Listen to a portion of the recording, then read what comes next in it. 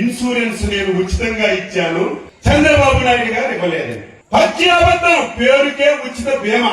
5 సంవత్సరాలు ఒక్క పైసా అంటే ఒక్క పైసా ఉచిత బీమా మీద కట్టలేదు. అదేదో అచ్చెన్నాయుడుగా నేను చెప్పలేదు, చంద్రబాబు నాయుడు చెప్పలేదు. మొన్ననే పార్లమెంట్ లో కేంద్ర వ్యవసాయ శాఖ మంత్రి ఆంధ్రప్రదేశ్ ప్రభుత్వం పేరుకు ఉచిత బీమా కింద ఒక్క పైసా కట్టలేదని కేంద్ర మంత్రే చెప్పినా సిగ్గు లేకుండా ఇంకా ఉచిత బీమా అని మాట్లాడుతున్నారు. ఒక్క సంవత్సరం సొంత డబ్బులు బీమాకి ఇచ్చారు. ఇప్పుడది శాసనసభలో ప్రతిపక్ష నాయకుడిగా చంద్రబాబు నాయుడు పోడియం దగ్గరికి వెళ్లి కూర్చొని నువ్వు ఇన్సూరెన్స్ కి డబ్బు కట్టలేదు, రైతులు నష్టపోతున్నారని మేము పోరాటం చేస్తే ఒక్క సంవత్సరం నువ్వు కట్టావు తప్ప 4 సంవత్సరాల్లో ఇన్సూరెన్స్ కట్టకుండా మాట్లాడితే ఉచిత బీమా అని తప్పుడు ప్రచారం చేస్తున్నారు. బీమా పెట్టాం. కేంద్ర ప్రభుత్వం ప్రధానమంత్రి ఫసల్ బీమా యోజన, రాష్ట్ర ప్రభుత్వం కలిసి